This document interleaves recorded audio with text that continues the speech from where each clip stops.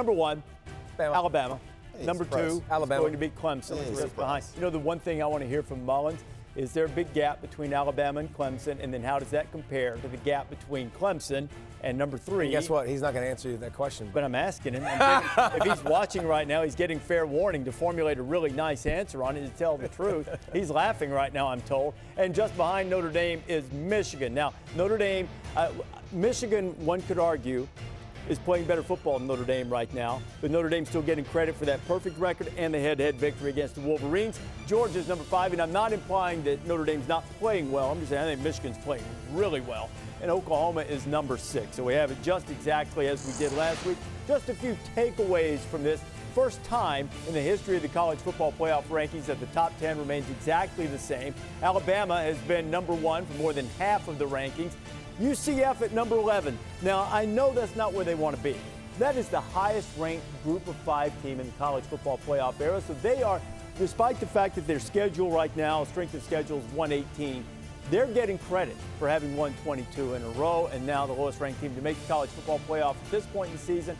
Michigan State did it from the 9-hole in 2015. Of course, they were able to ride a big upset on the road of Ohio State that year to get into the playoffs. So, Kirk, not much changed. Anything that you look at right there you would take exception with, or something that you could forecast a little bit based on that top 6? No, not really. I mean, what we're looking at right there is what all of us kind of speculated and thought. You made an interesting point when you said that you could make a case for Michigan currently playing better week in and week out than Notre Dame. I thought Notre Dame is the one team of all the teams that is not only playing against their opponent, they're playing against themselves and against perfection, as far as Lee Corso likes to say, because they haven't had that marquee opponent outside of Michigan. They have big name brands, but unfortunately, many of those teams are down this year, including USC, who's hanging on at the end of the year. So I think with Notre Dame, maybe not this week necessarily, because Syracuse has a higher ranking, so the perception is that would be a better opponent. But I think that they need a strong statement at the end just to solidify themselves in case there is any potential nasty, messy stuff on the last weekend. Of course, we're talking about Georgia possibly upsetting Alabama. They want to make sure that they're safe and in the clubhouse. So, but I'm with you. Michigan is a team that's trending as well as anybody. And for us, it's all going to come down to the 24th when they head to Columbus and see if they can get through beating Ohio State. You know, we talk a lot about schedules, and scheduling involves a little bit of luck. And Kirk alluded to Notre Dame's luck or lack thereof with their schedule. What kind of world are we living in when the Notre Dame starting quarterback gets hurt right before the Florida State game? And the only thing the Irish fans are concerned about, will he be ready for Syracuse? Hope he gets back. I mean, you know, Florida State, I got that one. Yeah. Florida State. And instead they're worried about Syracuse. It really underscores how Notre Dame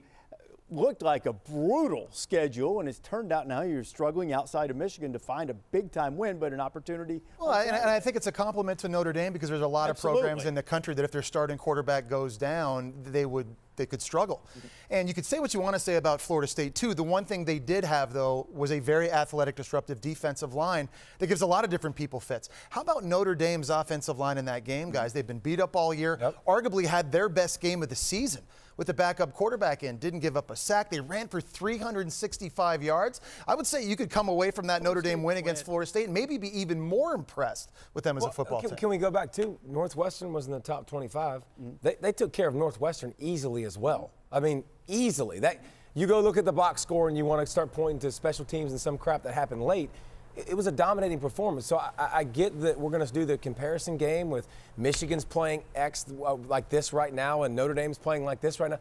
Notre Dame's playing really good football. And if you start to look at their roster, offensive and defensively, where's your holes? There's not big holes that you can point to that they don't do this well. They do everything really well. They might not do everything great, but they don't have a weakness that you can just poke at and say, they don't do this well, I'm going to exploit. I think we'll find out this week, though.